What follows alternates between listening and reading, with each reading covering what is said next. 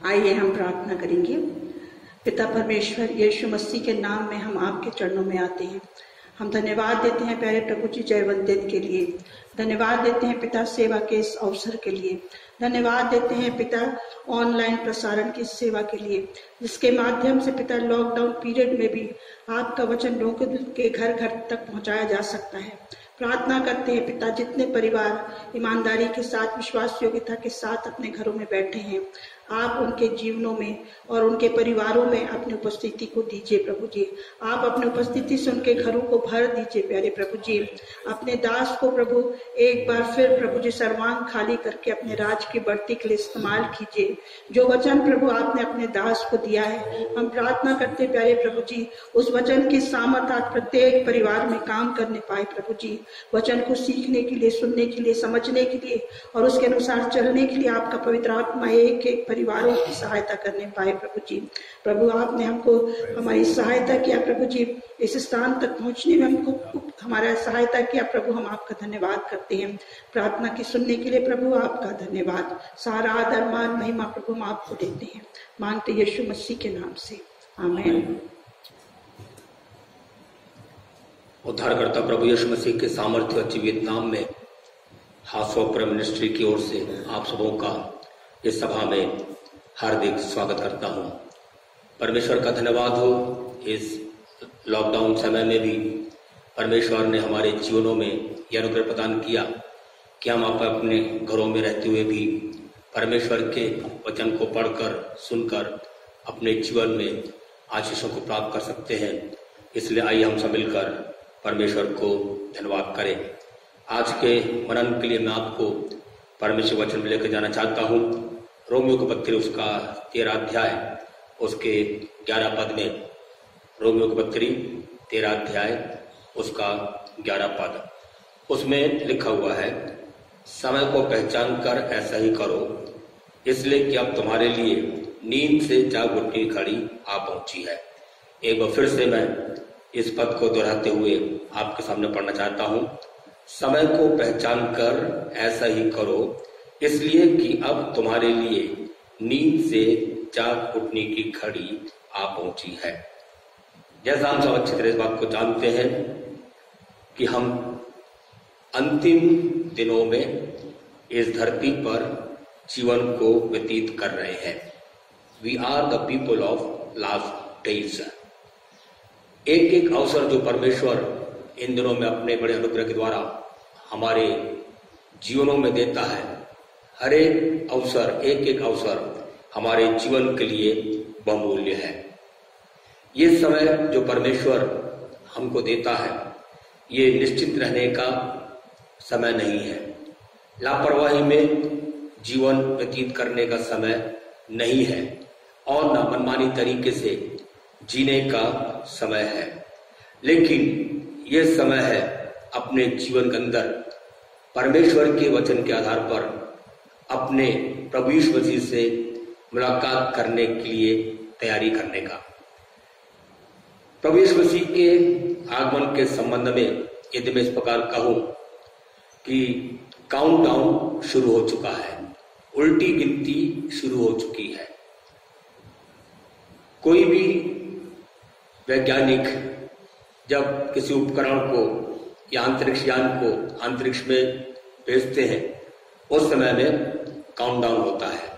10, 9, 8, 7, 6, 5, 4, 3, 2, 1 और उसके बाद तुरंत बाद वो अंतरिक्ष यान को अंतरिक्ष में रॉकेट के द्वारा भेज दिया जाता है।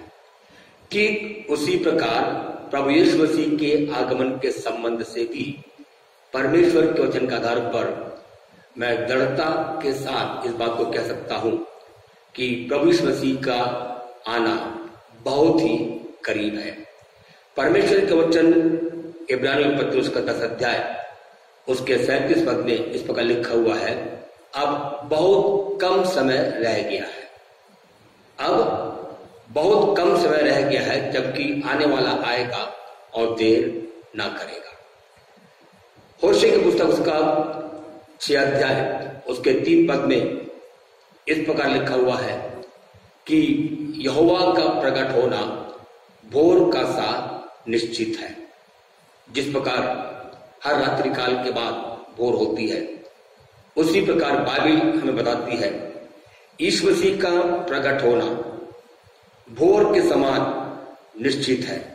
आसमान जमीन टल जाएंगे, लेकिन परमेश्वर का वचन कभी भी नहीं टलेगा। भूतकाल में जो कुछ भी हुआ, वर्तमान में इस धरती पर जो कुछ हो रहा है और भविष्य में जो कुछ होने वाला है, सब कुछ परमेश्वर के वचन के अनुसार हुआ, हो रहा है और होगा। परमेश्वर ने किसी भी बात को अपने तक सीमित नहीं रखा, गुप्त में नहीं रखा। लेकिन बाइबल बड़ी सफाई के साथ इस बात को बताती है। यशायाह की पुस्तक उसका 40 अध्याय उसके 10 पद में इस प्रकार लिखा हुआ है, परमेश्वर ने इस प्रकार कहा, मैं तो अंत की बात आदि से और प्राचीन काल से उस बात को बताते आया हूं जो अब तक नहीं हुई। उन बातों को जो अब तक नहीं हुई, वे बातें, वे घटनाएं जो भविष्य की है, परमेश्वर कहता है कि मैंने उनको आदि से मैं तुमको बताता आया हूं। परमेश्वर कोई भी जब काम करता है, जब तक परमेश्वर अपने वचन को भेज नहीं देता, तब तक परमेश्वर कोई काम नहीं करता। हर एक काम को करने के पूर्व परमेश्वर सबसे पहले अपने वचन को भेजता है। वर्तमान समय को देखते हुए हम इस बात को निश्चित रूप से परमेश्वर वचन के साथ सहमत होकर के निश्चयता के साथ कह सकते हैं, जैसा यिर्मयाह की पुस्तक उसका 23 अध्याय उसके 19 और 20 में लिखा हुआ है, देखो यहोवा की जलजलाहट का प्रचंड बवंडर और आंधी चलने लगी है और उसका झोंका दुष्टों के सिर पर जोर से लगेगा। जब तक यहोवा अपना काम और अपनी युक्तियों को पूरी ना कर चुके, तब तक उसका क्रोध शांत ना होगा। अंत के दिनों में तुम इस बात को भली भांति समझ सकोगे। इसके 10 पद में लिखा हुआ है कि देखो यहोवा की जलजलाहट का प्रचंड बवंडर और आंधी चलने लगी है। वर्तमान समय में इस धरती पर जो कुछ हो रहा है, उन बातों को देखते हुए हम निश्चित रूप से इस बात को कह सकते हैं कि परमेश्वर की जलजलाहट का प्रचंड बवंडर और आंधी इस पृथ्वी पर चलने लगी है। इतिहास इस बात का गवाह है। जब जब इस धरती के ऊपर पाप, अधर्म और दुष्टता बढ़ी है, तब तक परमेश्वर ने अपने न्याय दंड को इस धरती पर उंडेला है। नूह के समय में जब धरती पर मनुष्यों का पाप चरम सीमा पर पहुंच चुका था, लोगों का अधर्म, लोगों का कुकर्म अत्यधिक बढ़ चुका था, परमेश्वर ने सर्व दृष्टि किया और परमेश्वर इस प्रकार नूह से कहा, क्योंकि इस धरती पर लोगों के जीवन का पाप इतना अधिक बढ़ चुका है, इसलिए अब इस पृथ्वी को नाश करने का प्रश्न मेरे सामने आ चुका है। और हम सब इस बात को अच्छी तरह जानते हैं कि परमेश्वर ने नूह के समय में जल प्रलय के द्वारा इस पृथ्वी को नाश किया। लूत के दिनों में जब सदोम अमोरा का पाप अत्यधिक बढ़ चुका, उस समय जब परमेश्वर ने स्वर्ग दृष्टि किया, तो जब परमेश्वर ने यह देखा कि सदोम और अमोरा का पाप चरम सीमा पर पहुंच चुका है, तब परमेश्वर ने उस सदोम अमोरा को आग और गंधक से नाश किया। बाइबल हमें बताती है, ईश्वर ने स्वयं कहा कि जैसा नूह के दिनों में हुआ, मनुष्य के पुत्र के दिनों में भी होगा। जैसा लूत के दिनों में हुआ, वैसा ही मनुष्य के पुत्र के दिनों में भी होगा। और इसमें कोई संदेह नहीं है, वर्तमान समय की स्थिति इस संसार की नूह और लूत से लूत के दिनों के समान ही है। बाइबल हमें इस बात को बताती है, होशे की पुस्तक उसका 4 अध्याय उसका 1 और 2 पद में इस प्रकार लिखा हुआ है कि इस देश के निवासियों के साथ यहोवा का मुकदमा है और इस देश में न तो कोई सच्चाई है, न कुछ करुणा और न कुछ परमेश्वर का ज्ञान है। यहाँ शाप देने, झूठ बोलने, बद करने, चुराने और व्यभिचार करने को छोड़ कुछ नहीं होता। वे व्यवस्था की सीमा को लांघ कर कुकर्म करते हैं और खून ही खून होता रहता है। यदि हम गंभीरता के साथ वर्तमान समय की दुनिया पर दृष्टि करें तो हम इस होशे की पुस्तक 4 अध्याय उसके पहले और दूसरे पद में जो बातें बताई गई हैं उन सारी बातों को अक्षरशः हम पूरा होते हुए देख सकते हैं। एक बात जो मुझे आकर्षित करती वो ये है, यहां लिखा हुआ है कि लोग व्यवस्था की सीमा को लांघ कर कुकर्म करते हैं। हर जगह चोरी हो रही है, बद हो रहा है, झूठ बोला जा रहा है, कोई करुणा नहीं, कोई परमेश्वर का भय नहीं, कोई परमेश्वर का ज्ञान नहीं। और ये सारी बातें इस बात को प्रकट करती हैं। नूह के दिनों के समान और लूत के दिनों के समान परमेश्वर की दृष्टि में इस धरती पर पाप चरम सीमा तक पहुंच चुका है। यहां तक कि बाइबल इस बात को बताती है, ये धरती जिस पर मैं और आप रह रहे हैं, ये धरती भी मानव जाति के पाप के कारण, श्राप के कारण बोझ से दबी हुई है। और बाइबल इस बात को बताती है रोमी 25:28-22 पद में कि सारी सृष्टि अब तक मिलकर कराहती और पीड़ाओं में बड़ी तड़पती है। इतना पाप, इतना दुष्टता, इतना कुकर्म, इतना अधर्म इस धरती पर बढ़ चुका है। बाइबल इस बात को बताती है कि ये सारी सृष्टि भी मानव जाति के पाप के कारण, उनके दुष्टता के कारण वो पीड़ा में कड़ाहती है और तड़पती है और अपने छुटकारे की बाट को जो रही है। हमारे जीवन के लिए आज ये चेतावनी है, क्योंकि ये संसार उस मोड़ पर पहुंच चुका है जहां पर परमेश्वर अपने न्याय दंड को अति शीघ्र इस धरती पर उंडेल रहा है। और परमेश्वर के वचन में हम एक तस्वीर हम देख सकते हैं। यह की पुस्तक उसका 9 अध्याय उसके पहले 6 पदों को यदि देखें, वहां पर परमेश्वर किस प्रकार यरूशलेम में अपने न्याय दंड को भेजेगा उसका वर्णन यहेजकेल ने दर्शन में देखा। और वो दर्शन न केवल यरूशलेम के लोगों के लिए, लेकिन वो दर्शन की बात जो है वर्तमान समय में रहने वाले समस्त मानव जाति के लिए है। यहेजकेल ने देखा कि परमेश्वर की वेदी के सामने 6 व्यक्ति धारदार हथियार को लेकर के खड़े हुए हैं और उन धारदार हथियार के मध्य में एक पुरुष सन के वस्त्र को पहना हुआ, जिसके कमर में एक दावात है, वो वहां खड़ा हुआ है। और एक आवाज परमेश्वर की ओर से उस सन के वस्त्र को पहने हुए व्यक्ति के कान पर पड़ती है, नगर में जाओ, घूम घूम कर जहां कहीं लोग परमेश्वर के सन्मुख में अपने आंसुओं को बहा रहे हैं, नगर में हो रहे पाप के कारण, अत्याचार के कारण, दुष्टता के कारण, कुकर्म के कारण, व्यभिचार के कारण जितने लोग शोकित हो रहे हैं और आंसू को बहा रहे हैं, उनके माथे पर चिन्ह कर दो। यह बात को दर्शाता है कि परमेश्वर इसके पहले कि अपने न्याय दंड को भेजे, परमेश्वर हमेशा लोगों को एक अवसर देता है। हमें परमेश्वर इसके पहले का परमेश्वर का न्याय दंड प्रकट हो, हमेशा परमेश्वर लोगों के जीवन में एक अवसर देता है ताकि लोग अपने पापों से पश्चाताप करें और प्रभु के पास फिर करके आ जाएं।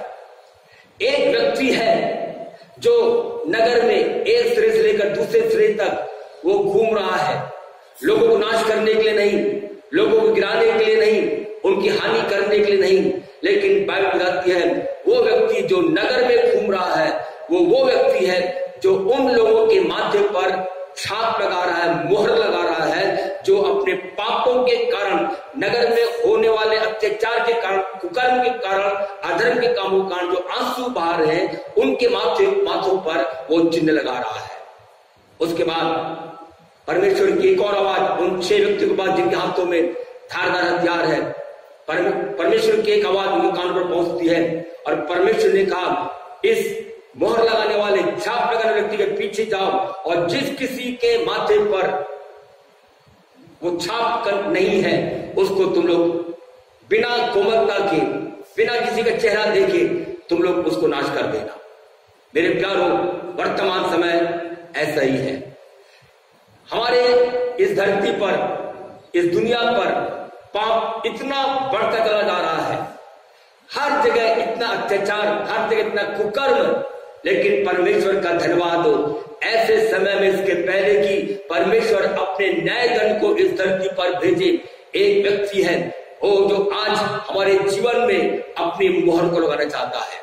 पवित्र आत्मा अपने लोगों के जीवन में मोहर को लगाना चाहता है, लेकिन किसके माथे पर वो मोहर लगाता है? जो अपने पापों से पछताव करते हैं, जो अपने पापों के कारण, जो संसार में कुकर्म हो रहा है, जो संसार में अधर्म के काम हो रहे हैं, उन सारी पापों से जो लोग मन को फिराते हैं, उसके कारण पीड़ित होते हैं, वो बाइबल बताती है, वो परमेश्वर वचन के अनुसार परमेश्वर उनके माथों पर अपने मोहर को पवित्र आत्मा के द्वारा लगाता है।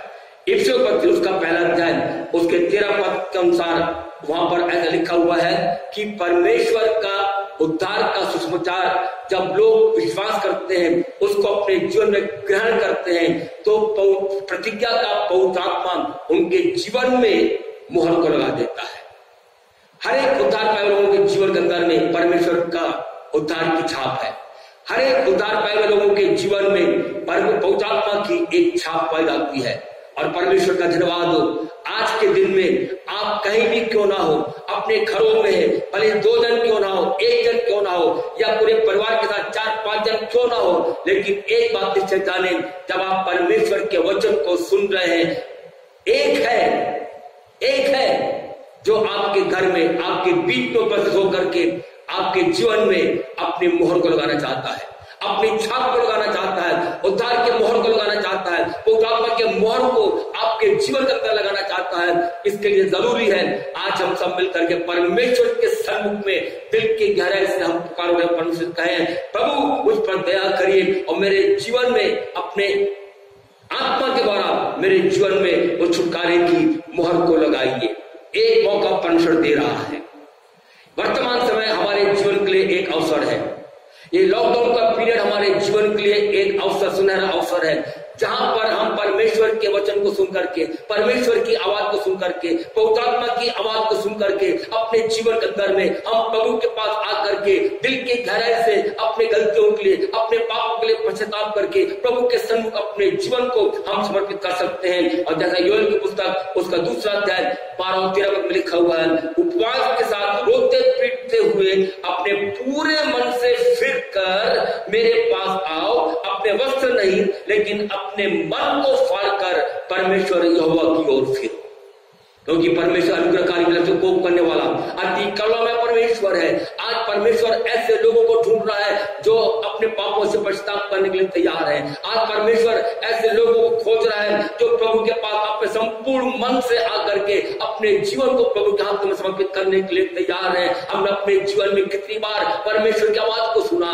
कितने प्रभु के सेवकों के द्वारा हमने संदेश को सुना, और प्रभु का धन्यवाद वर्तमान समय में टीवी के माध्यम से और ऑनलाइन के माध्यम से परमेश्वर के अनेक सेवक लोग चिल्ला करके हमें चिता रहे हैं और लोगों को चिता रहे हैं प्रभु के पास वापस आने के लिए, प्रभु का प्रजन समर्पित करने के लिए, अपने पापों से पश्चाताप करने के लिए। लोग प्रभु के सेवक गण और चिल्ला कर वो प्रचार कर रहे हैं। आइए आज हमारे जीवन में एक और एक अवसर प्रभु ने दिया है, क्योंकि परमेश्वर नहीं चाहते हमारा जीवन नाश हो जाए, लेकिन वो चाहता है हम सबका जीवन प्रभु में बच जाए। प्रभु का धन्यवाद हो। एक घूम रहा है इसी समय में यीशु हमारे बीच में घूम रहा है, यीशु आपके पास से गुजर रहा है, यीशु हमारे परिवार में गुजर रहा है, यीशु हमारे पास हमारे पास आकर के वो हम अपने हाथों में मोहर लगाने के लिए तैयार है और अपने हमारे जीवन में छुटकारे की मोहर को लगाना चाहता है, ताकि हमारा जीवन बच जाए, क्योंकि न्याय दंड आने वाला है, न्याय दंड उंडेला जा रहा है। इस न्याय दंड से बचने के लिए, आने वाले परमेश्वर के प्रकोप से बचने के लिए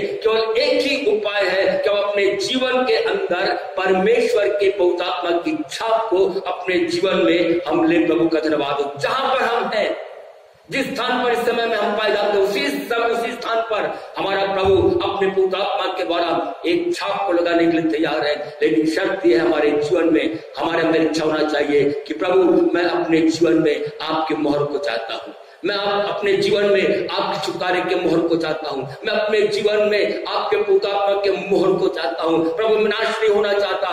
वो मैंने अब तक वचन को सुनने के बाद भी, चेतावनियों को सुनने के बावजूद भी मैं आपके पास आया नहीं, लेकिन आज इस प्रातःकाल के समय में आपके पवित्र आत्मा की कायरता को प्राप्त करके मैं अपना जीवन आपको समर्पित करता हूं। मैं अपने पापों से पश्चाताप करता हूं। आप मेरे जीवन में आइए, मेरे जीवन के सारे पापों को अपने लहू से धो करके शुद्ध पवित्र करिए और मेरे जीवन में अपने पवित्र आत्मा की छाप को लगाइए। प्रभु का धन्यवाद। जब परमेश्वर अपने पवित्र आत्मा के द्वारा हमारे जीवन में छाप को लगा देगा तो याद रखिए हमारा जीवन दूसरे लोगों से एक भिन्न जीवन बन जाएगा। हालेलुया। छाप हमारे जीवन में दूसरों से हमको भिन्न बना देता है। एक उदाहरण मैं आपको वचन से आधार पर देना चाहता हूं।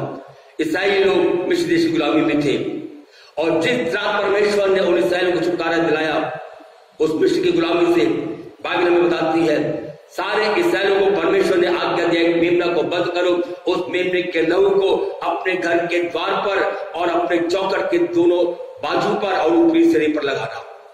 और इस्राएलियों ने परमेश्वर की आज्ञा को मान करके मेमने को बंद करके उस मेमने के लहू को अपने घर के द्वार पर और अपने चौखट के दोनों अलंगों पर और ऊपरी सिरे पर उन्होंने उस लहू को लगाया, क्योंकि परमेश्वर ने कहा था आधी रात के समय में मैं मिस्र देश में से गुजरूंगा और जिस किसी घर में वो लहू का छाप नहीं होगा उस घर के मनुष्यों के पहलौठे और पशुओं के पहलौठे दोनों मार डाले जाएंगे।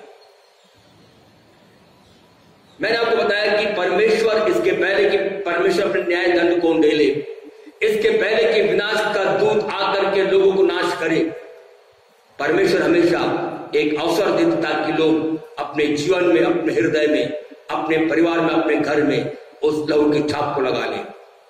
और जितने इस्राएलियों ने उस लहू के छाप को अपने घर के द्वार पर और चौखटों पर उन्होंने लगाया, परमेश्वर का धन्यवाद हो। वो घर इस बात को दर्शाता था कि वो घर एक इस्राएली का घर है। मिस्र में रहते हुए लहू की छाप उन इस्राएलियों के घर को मिस्र के सारे लोगों से एक भिन्न घर बना देता है। उसी प्रकार परमेश्वर के पवित्र आत्मा की छाप जब हमारे जीवन में लगती है, जब यीशु के लहू की छाप हमारे जीवन में लगती है, हमारा जीवन अन्य लोगों से एक भिन्न जीवन बन जाता है। एक सवाल मैं आपको सामने रखना चाहता हूं, क्या हमारा जीवन दूसरों से भिन्न है? आज जिन लोगों के मध्य हम रहते हैं, जिनके साथ हम रहते हैं, क्या उन लोगों के जीवन से हमारा जीवन भिन्न? आज हमारे जीवन के लिए सुंदर अवसर है, अपने जीवन में हम उस लहू की छाप को, अपने जीवन में हम उस पवित्र आत्मा की छाप को अपने जीवन में हम ले लें। लहू की छाप हमारे जीवन में सुरक्षा को प्रदान करती है। जिस प्रकार इस्राएलियों के घर को लहू के छाप के कारण उस आने वाले न्याय दंड से उनको सुरक्षित रखा गया, ठीक उसी प्रकार हमारे जीवन में जब लहू का छाप रहता है, हमारे जीवन में जब पवित्र आत्मा की छाप लगती है, प्रभु का धन्यवाद, हमारा जीवन यीशु मसीह में सुरक्षित रहता है और आने वाले हरे न्याय दंड से हमारा जीवन बच जाता। प्रभु का धन्यवाद हो। और यही परमेश्वर हमारी जिंदगी में चाहता है। यदि हम अपने जीवन में सुरक्षा को चाहते हैं, धन दौलत हमारे जीवन में सुरक्षा प्रदान नहीं कर सकता है, संसारिक चीजें हमारे जीवन में सुरक्षा प्रदान नहीं कर सकता है, लेकिन परमेश्वर का हम दिल से धन्यवाद करें, उसका लहू हमारे जीवन में सुरक्षा प्रदान करता है, उसका पवित्र आत्मा हमारे जीवन में सुरक्षा को प्रदान करता है। ओ लहू की छाप और पवित्र आत्मा की छाप हमारे जीवन में सुरक्षा को प्रदान करती है। इतना ही, लेकिन वो छाप इस बात को दर्शाता, वो मुहर इस बात को दर्शाता है कि हमारे जीवन का स्वामी परमेश्वर है। ओनरशिप को दर्शाता है, स्वामित्व को दर्शाता है। आज हमारे जीवन का स्वामी कौन है? आज हमने किसको अपने जीवन में प्रभुता पर करने के लिए बैठा रखा है? आज हमारे जीवन में किसकी प्रभुता पाई जाती है, आज हमारे जीवन में किसके स्वामित्व पाई जाती है। परमेश्वर चाहता है कि हमारे जीवन के अंदर में केवल परमेश्वर और परमेश्वर और परमेश्वर की प्रभुता पाई जाए, केवल उसका स्वामित्व हमारे जीवन में पाया जाए, उसके स्वामित्व को हम स्वीकार करें। कितने बार अपने जीवन में हम यीशु को अपना उद्धार का ग्रहण तो कर लेते हैं, लेकिन उसकी प्रभुता को हम स्वीकार नहीं करते हैं। परमेश्वर चाहता है हमारे एक एक के जीवन में, हमारे परिवार में परमेश्वर की प्रभुता पाई जाए, और उसके लिए जरूरी है हमारा जीवन यीशु के लहू, हमारे जीवन में यीशु के लहू की छाप लग जाए, हमारे जीवन में पवित्र आत्मा की छाप लग जाए। आज हमारे जीवन में परमेश्वर यही चाहता है कि एक एक का जीवन, एक एक के जीवन में वो छाप लग जाए।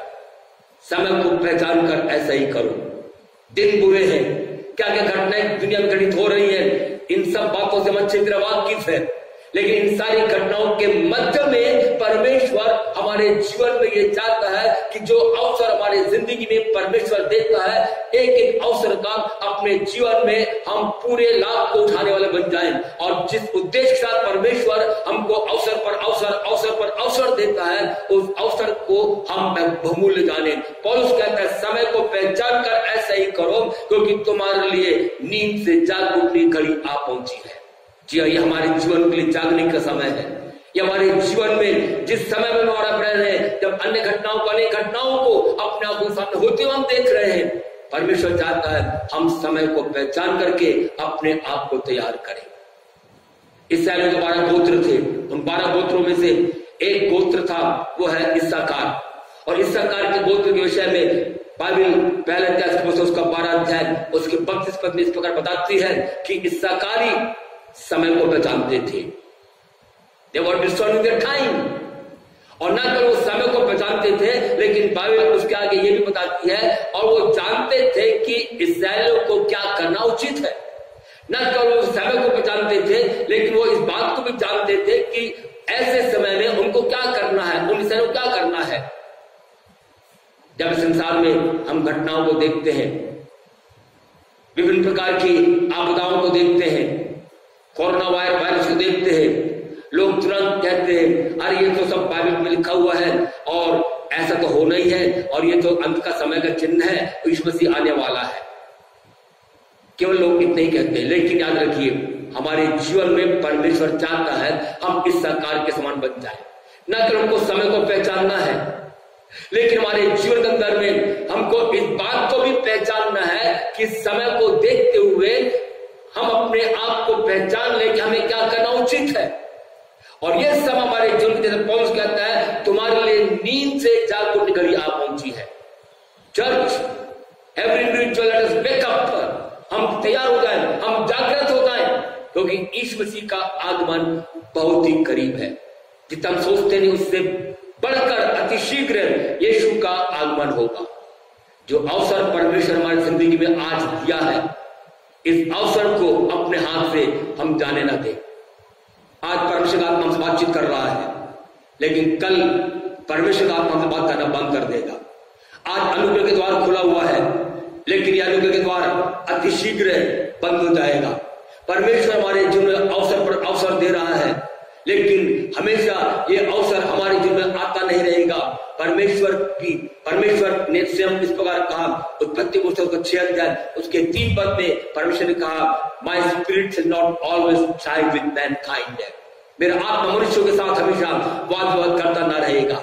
आज पवित्र आत्मा हमसे बातचीत कर रहा है, आज पवित्र आत्मा हमारे जीवन में छाप लगाना चाहता है, आज पवित्र आत्मा हमारे जीवन में हमको हमारे जीवन में छाप लगा करके उस आने वाले न्याय दंड से हमको बचाना चाहता है। और इसीलिए हम अपने जीवन में जो अवसर प्रभु हमको दिया है, इस अवसर में अपने जीवन को हम पूरी तौर से प्रभु के हाथों में समर्पित करें।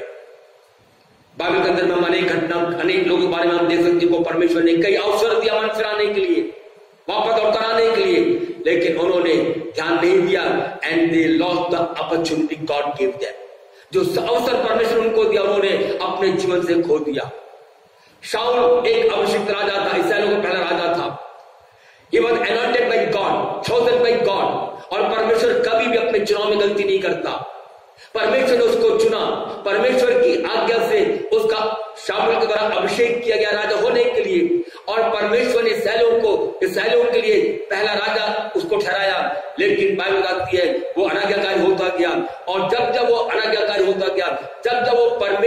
आज्ञा का उल्लंघन करता गया। परमेश्वर स्वप्न के द्वारा, दर्शन के द्वारा अपने नबियों को भेज करके परमेश्वर शाऊल से बातचीत करता रहा, लेकिन उसने कोई ध्यान नहीं दिया। एक समय शाऊल के जीवन में ऐसा आया, परमेश्वर ने शाऊल के जीवन से बातचीत करना बंद कर दिया। इसको मैं फिर बताना चाहता हूं, यह एक बहुत गंभीर बात है जब परमेश्वर का आत्मा हमसे बातचीत करता है, लेकिन यह और भी गंभीर बात है जब परमेश्वर का आत्मा हमसे बातचीत करना बंद कर दे। इसके पहले कि परमेश्वर का आत्मा बातचीत करना हमसे बंद कर दे, आइए आज हम अपने जीवन को प्रभु के हाथों में समर्पित करें और प्रभु से कहें, प्रभु मैं अपने जीवन में कितनी बार मैं आपका ना क्या कार्य हुआ, कितनी बार मैं अपने जीवन जिताई किया, मुझे क्षमा करिए और मैं अपने जीवन में उस आत्मा की छाप को अपने जीवन के अंदर में मैं चाहता हूं। इसहाक का बड़ा बेटा एसाव, उसके जीवन के अंदर में भी परमेश्वर से आशीष प्राप्त करने के लिए कई अवसर उसके जीवन में आया, लेकिन हर अवसर को उसने तुच्छ जाना, हर अवसर को उसने खो दिया। लेकिन आखिर में जब आशीष को मन फिराने का अवसर आया, उसके जीवन में आया, बाइबल कहती है मन फिराने के लिए वो आंसू बहा बहा कर, रो रो कर भी उसने प्रार्थना किया, लेकिन उसको मन फिराव का अवसर नहीं मिला। ये गंभीर बात है। हम प्रभु का धन्यवाद करेंगे कि आज भी परमेश्वर ने इस अनुग्रह के द्वार को खोल कर रखा है, जहां पर भूतात्मा की कालिका को प्राप्त करके हम प्रभु के अनुग्रह के द्वारा अपने जीवन में अपने पापों से मन फिरा करके प्रभु के राज के भागीदार बन सकते हैं। इसलिए इस अवसर को हम बहुमूल्य जाने। सेवक उसका 5 अध्याय, उसके पहले 2 पदों को पढ़े तो पहले 5 पदों को पढ़े तो उसमें लिखा हुआ है कि शोलमिन कन्या अपने तंबू में थी। रात्रिकाल के समय में उसका प्रेमी गरलिया उसके तंबू के पास में गया, उसने उस तंबू के द्वार को उसने खटखटाया और उसके बाद उसने उस तंबू के द्वार में जो एक छेद था, उस छेद से उसने अपने हाथ को बढ़ाया। पहले उसने खटखटाया, खटखटाने के बाद उसने आवाज लगाया, हे मेरी प्रिय, हे मेरी कबूतरी, हे मेरी निर्मल, मेरे लिए द्वार खोल दे, मेरा सिर ओस से भरा हुआ है। उस शूनेमिन कन्या ने अपने प्रेमी गरलिया की आवाज को उसने सुना, और जब उस प्रेमी गरलिया ने उस द्वार के छेद से अपने हाथ को बढ़ाया, उस शूनेमिन कन्या ने अपने प्रेमी के उस बढ़ाए हुए हाथ को उसने देखा, उसने अपने प्रेमी की आवाज को भी सुना, लेकिन उसने कोई ध्यान नहीं दिया। उसने सोची, मैं अपने वस्त्र बदल चुकी हूं, मैं कैसे दोबारा पहनूं, मैं अपने पैर को धो चुकी हूं, मैं कैसे गंदा करूं, मैं चलूंगी तो मेरा पैर गंदा हो जाएगा। और उसने कई प्रकार के बहाने को बनाया, लेकिन तब तक उसका प्रेमी मुड़कर चला गया था। वो सोची, मैं अपने समय पर उठ करके अपने प्रेमी के द्वार को खोलूंगी, लेकिन बाइबल बताती है कि जब वो अपने प्रेमी गरलिया के लिए उठ करके द्वार को खोलती है, उसका प्रेमी मुड़ करके चला गया था। आज हमारा प्रेमी भी यही कर रहा है, वो हमारे हृदय के द्वार को वो खटखटा रहा है। वो हमसे कह रहा है, मेरे बेटे, मेरी बेटी, मेरे द्वार को खोल दे, मैं आना चाहता हूं। कितनी बार हमने प्रभु की आवाज को हमने सुना, कितने प्रभु के भक्तों के द्वारा हमने प्रभु के संदेश को सुन करके प्रभु की आवाज को हमने सुना, कितनी बार प्रभु का आत्मा हमारे व्यक्तिगत रूप में बातचीत किया, लेकिन हमने आज नहीं कल बाद में फिर कभी देखेंगे, ऐसा करते करते हम टालते चले आए हैं। लेकिन आज प्रभु का सेवक होकर के मैं बात बताना चाहता हूं, पौलुस कहता है, अवसर को बहुमूल्य जानो, समय को पहचान कर ऐसा ही करो। यह समय है प्रभु के पास आने का, यह समय है प्रभु को अपना जीवन समर्पित करने का, यह समय है प्रभु पर लौट आने का, और हम देर न करें। संभव है यदि आज हम प्रभु की आवाज को ठुकरा देंगे, संभव है कल वो बातचीत करना बंद कर दे। इसके पहले कि हमारे जीवन में देर हो जाए, हम अपने जीवन को एक बार फिर प्रभु के हाथों में हम समर्पित करें। परमेश्वर चाहता है कि हम एक एक के जीवन में वो पवित्रात्मा की छाप लग जाए। यदि आपने उद्धार को पा लिया है और यदि आप अपने जीवन में विश्वास योग्यता के साथ नहीं जी रहे हैं, तो याद रखिए, हमारे जीवन के अंदर में पवित्रात्मा की छाप, वो मुहर टूट सकती है। तो जितने विश्वासी लोग हैं जिन्होंने प्रभु यीशु मसीह को अपना उद्धार कर स्वीकार किया, जिन्होंने उद्धार को पाया, प्रभु के साथ में चल रहे हैं, अपने जीवन में इस बात का ध्यान में रखें कि हमारे जीवन में जो मुहर परमेश्वर ने अपने पवित्र आत्मा के द्वारा लगाया, जो छाप हमारे जीवन में पवित्र आत्मा ने लगाया है, उस छाप को कभी भी अपने जीवन में हम टूटने ना दें। और यदि एक बार वो छाप टूट जाए, एक बार पवित्र आत्मा की मोहर हमारे जीवन में टूट जाए, द्वितीय आगमन में हमारे लिए बड़ा मुश्किल हो जाएगा। इसलिए आज अपने जीवन को पूरी तौर से प्रभु के हाथों में समर्पित करते हुए हम प्रभु से इस प्रकार कहें, प्रभु मेरा जीवन आपके पवित्र आत्मा के अधीन में रहने पाए, मेरा जीवन आप में सुरक्षित रहने पाए। प्रभु मैं जानता हूं आपका न्याय दंड इस धरती पर उंडेला जा रहा है। ये कोरोना वायरस जो है, ये एक परमेश्वर की जलजलाहट है जो इस दुनिया में फैल रही है। हर एक देश में इसका प्रभाव देखने को मिल रहा है। कितने लोग मरते चले जा रहे हैं। ये परमेश्वर का न्याय दंड नहीं तो और क्या है। अपने जीवन में हम सावधान हो जाएं। लेकिन प्रभु का धन्यवाद हो, परमेश्वर एक अवसर हमारी जिंदगी में दे रहा है।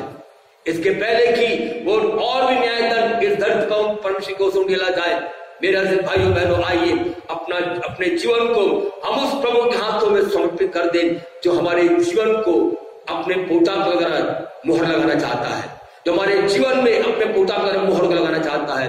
काश हम में से एक एक का जीवन, एक एक श्रोताओं का जीवन में पवित्र की छाप लगी रहे, बनी रहे, आत्मा में बने रहे, विश्वास में बने रहे, प्रार्थना में बने रहे, वचन में बने रहे, विश्वास में दृढ़ता के साथ हम बने रहे और प्रभु निरंतर आगे बढ़ते जाएं, पवित्र आत्मा के अभिषेक को प्राप्त करते रहें और भी आत्मा में हम बुलंद होते जाएं, क्योंकि प्रभु का आना बहुत ही निकट है। उस पद को मैं फिर से पढ़कर समाप्त करना चाहता हूँ। रोमी पत्री 13 अध्याय उसके 11 में लिखा हुआ, समय को पहचान कर ऐसा ही करो, इसलिए कि अब तुम्हारे लिए नींद से जाग उठने की घड़ी आ पहुंची है। ये समय जागने का समय है। हम जाग जाएं, हम जाग जाएं, जाग जाएं। ये लॉकडाउन का समय हमारे लिए प्रार्थना करने का समय है। ये लॉकडाउन का समय हमारे जीवन में प्रभु के साथ और भी गहरी संगति में व्यतीत करने का समय है। ये लॉकडाउन का समय हमारे जीवन में और भी प्रभु के साथ एक गहरे संबंध में आने का समय है। आइए हमारा संबंध इन दिनों के अंदर में और भी गहरा प्रभु के साथ होने पाए। आइए हम सब प्रार्थना में अपने सिरों को झुकाएं, समय को पहचान कर प्रभु के भय में अपने जीवन को हम व्यतीत करें, प्रार्थना करें। Praise God, hallelujah. प्रेमी दयालु अनुग्रहकारी शक्तिमान परमेश्वर पिता, आज हम सब मिलकर प्रभु यीशु मसीह के सामर्थ्य नाम में आपके पवित्र चरणों में आते हैं। हम आपको धन्यवाद देते हैं प्रभु, क्योंकि आपकी महान प्रतिज्ञा है, जहाँ 2 या 3 मेरे नाम में एकत्रित होते हैं उनके बीच में मैं उपस्थित होता हूँ। प्रभु आपकी उपस्थिति के लिए हम आपको धन्यवाद देते हैं, आपके जीवित वचन के लिए हम आपको धन्यवाद देते हैं। हम आपको धन्यवाद देते हैं प्रभु, क्योंकि इसके पहले कि आप अपने नए दंड को इस धरती पर भेजें प्रभु, आप अपने अनुग्रह के द्वारा हमारे जीवन में बार बार अनुग्रह का अवसर देते हैं, ताकि अपना जीवन हम आपके हाथों में समर्पित कर सकें, ताकि हम अपने जीवन के अंदर में हम आपके उस छुटकारे के छाप को अपने जीवन में हम ले सके। प्रभु आप पर दया करिए, एक एक जन, एक एक जीवन प्रभु जी आपके अनुग्रह में पिता परमेश्वर उद्धार पाए हुआ होने पाए। आज इस वचन को सुनकर के पिता परमेश्वर आपका पवित्र आत्मा एक एक को फैसले के वादी पर लाने पाए, एक जन भी ऐसा ना छूटने पाए जिनके जीवन में प्रभु जी आपके आत्मा की मोहर न लगी हो। लेकिन यही चाहते हैं हर एक श्रोताओं के जीवन में आप अपने पवित्र आत्मा की मोहर को लगाइए। आपका पवित्र आत्मा जो कायल करने वाला आत्मा है, एक एक के जीवन को कायल करने पाए और सच्चे पश्चाताप के साथ अपने वस्त्र को नहीं लेकिन अपने मन को फाड़ करके अपने जीवन में आपको समर्पित करने के लिए, अपने जीवन में आप शुक्र का अनुभव करने के लिए प्रभु आप सहायता करिए और आपके पवित्र आत्मा की मोहर एक एक जीवन में बंद रहने पाए, प्राण जाने तक और आपके आमद तक आप विश्वास जो के साथ बने रहने के लिए प्रभु आपका पवित्र आत्मा हर एक की सहायता करने पाए। विशेष तौर से प्राप्त करते प्रभु जो भाई बहन बीमार है, सामर्थ्य प्रभु आप चंगा करने वाला परमेश्वर है, क्योंकि आपने प्रतिज्ञा किया मैं तुम्हारा चंगा करने वाला परमेश्वर हूँ। आपके नाम में सामर्थ्य है, आपके वचन में सामर्थ्य है, आपके जीवन आपके नाम में सामर्थ्य है। ओ सामर्थ्य परमेश्वर है, अपने वचन के द्वारा, अपने नाम की सामर्थ्य के द्वारा, अपने श्रेष्ठ नाम के द्वारा सामर्थ्य के द्वारा और अपने पुत्रान के सामर्थ्य के द्वारा प्रभु जी हर एक को छू करके चिंगाई दीजिए। एक एक बीमारी यीशु में जाती रहे और पूरी तौर से प्रभु हर एक को अच्छा स्वाद दे करके आत्मा में बलवंत करके आपके आमद के हर एक को तैयार रखिए। एक एक परिवार में हम आपके विशेष अनुग्रह को और आशीष को मांगते हैं। जितने परिवार आज आपके चरणों में बैठ कर प्रभु जी आपके आराधना करते, वचन को सुनते प्रभु, हम प्रार्थना करते यीशु के सामर्थ्य नाम में एक एक परिवार, एक एक जीवन आशीष होने पाए। हर एक के जीवन में आपके विषय अनुग्रह को मांगते, महिमा आपको मिलने पाए। प्रार्थना सुना, धन्यवाद यीशु के सामर्थ्य नाम से मांगते, आमीन। अब हमारे उद्धारकर्ता यीशु मसीह का अनुग्रह, परमेश्वर पिता का प्रेम, पवित्र संगत की सहभागिता हर एक विश्वासियों के साथ आपसे लेकर यीशु मसीह की आगमन तक होती रहे, और सारे चर्च के लोग कहें आमीन।